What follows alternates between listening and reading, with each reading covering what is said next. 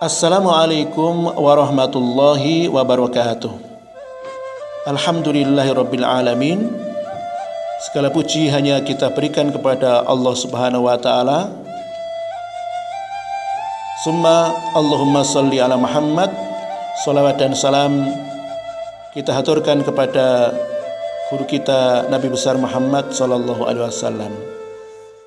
Teman-teman semuanya yang saya cintai karena Allah Subhanahu wa taala, kita akan bacakan buku sejarah hidup Rasulullah sallallahu alaihi wasallam ini yang terdiri dari 4 bab. Bab pertama berisi judulnya Dunia Sebelum Nabi sallallahu alaihi wasallam diutus. Bab 2 Jelang masa kenabian. Bab 3 Masa kenabian. Dan bab 4 periode Madinah.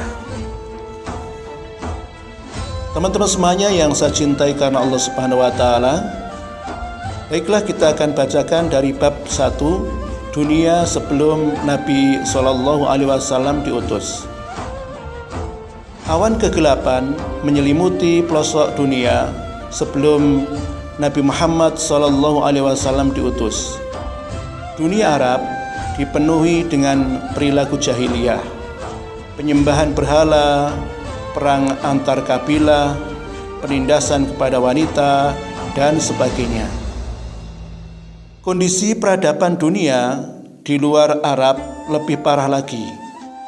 Peradaban Romawi dan Persia yang menjadi negara adidaya saat itu lebih rusak dan brutal. Berbagai agama dan aliran kepercayaan yang ada, Yahudi, Nasrani, Hindu, dan Konghucu, tidak mampu menyinari dunia karena ajaran mereka banyak diselewengkan. Dunia Arab. Kawasan Arab terkenal dengan nama Jazirah Arab. Jazirah dalam bahasa Indonesia artinya semenanjung. Jazirah Arab berarti semenanjung Arab. Sedangkan Arab artinya padang pasir, tanah gundul dan gersang yang tidak memiliki air dan tumbuh-tumbuhan. Nama Jazirah Arab diberikan sejak dulu kala karena daerah ini memang seakan-akan sebuah pulau yang gersang dan tandus. Secara geografis, Jazirah atau semenanjung Arab sangat strategis. Bagian baratnya dibatasi Laut Merah dan sebagian Jazirah Sina. Bagian timur dibatasi Teluk Arab dan sebagian besar Irak Utara.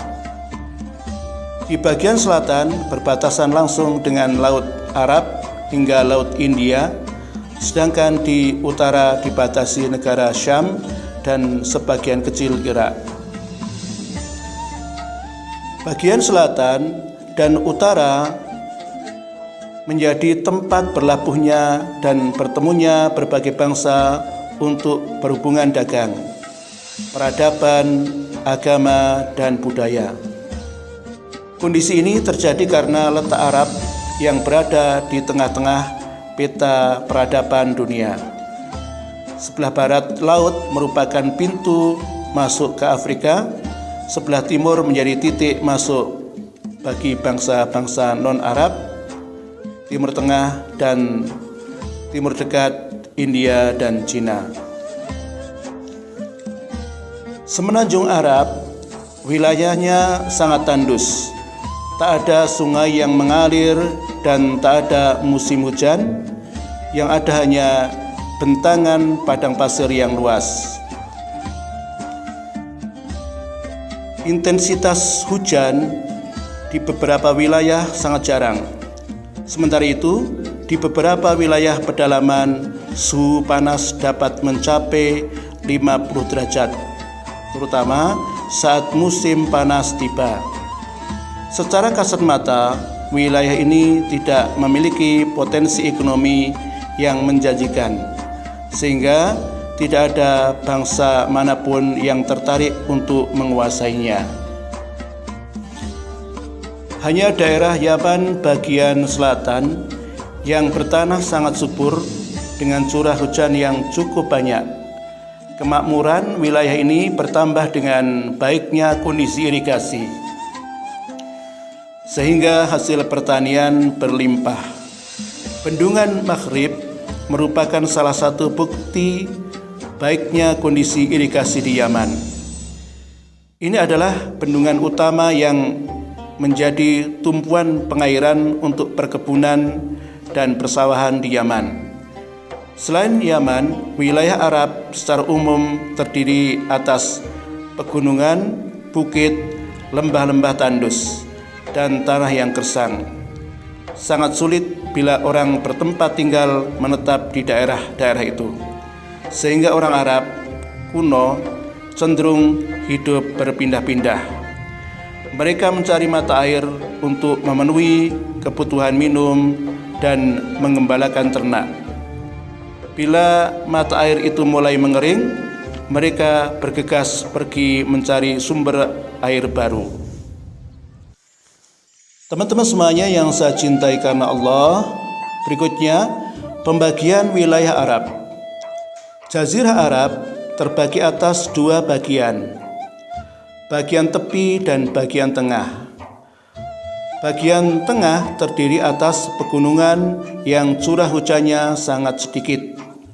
Penduduknya pun secara otomatis sedikit, yaitu kaum pengembara.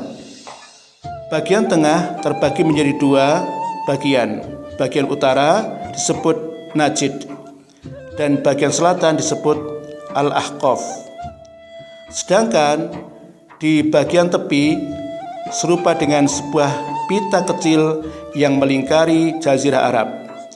Hanya di pertemuan antara Laut Merah dan Laut Hindia, pita itu agak lebar. Pada Jazirah Arab yang bagian ini boleh dikatakan hujan turun cukup teratur. Karena itu penduduknya tiada yang mengembara, melainkan menetap di tempatnya. Ada 5 daerah di Jazirah Arab. Yang pertama, Hijaz. Kotanya adalah Mekah, Madinah, dan Taif. 2, Yaman. Terletak di bagian selatan. Di antaranya adalah San'a yang merupakan ibu kota Yaman zaman dahulu. 3, Najd. Terletak di bagian tengah Jazirah Arab. 4, Tihamah. Terletak antara Hijaz dan Yaman. Dan yang kelima, Yamamah. Terletak antara Yaman dan Najd. Teman-teman semuanya yang saya cintai karena Allah Subhanahu wa taala, kita kenalkan Hijaz. Hijaz menjadi wilayah yang sangat penting di Jazirah Arab khususnya dan dunia Islam umumnya, karena memiliki 2 kota suci, Mekah Al-Mukarramah dan Madinah Al-Munawwarah. Hijaz berasal dari kata Al-Hijz yang artinya sebutan untuk penghalang atau pembatas sebuah benda. Hijaz berada di sebelah barat Laut Saudi. Kota utamanya adalah Jeddah. Sebagai sebuah wilayah, Hijaz karena menjadi lokasi bagi tempat-tempat suci agama Islam, mempunyai kepentingan dalam lanskap sejarah dan politik Arab dan Islam. Selain Mekah dan Madinah dan Jeddah, Hijaz juga memiliki beberapa kota lain, di antaranya Taif, Yanbu, Al-Bahr, Al-Bahah, Tabuk, Badar, Hunain, dan Rabiq. Teman-teman semuanya yang saya cintai karena Allah Subhanahu wa taala, itulah pembukaan yang kita sampaikan tentang sejarah hidup Rasulullah Sallallahu Alaihi Wasallam yang kita awali dari materi dunia Islam, dunia sebelum datangnya Nabi besar Muhammad Sallallahu Alaihi Wasallam. Mudah-mudahan teman-teman semuanya bisa mendengarkan, menikmati dari materi tersebut. Saya akhiri. Wassalamualaikum warahmatullahi wabarakatuh.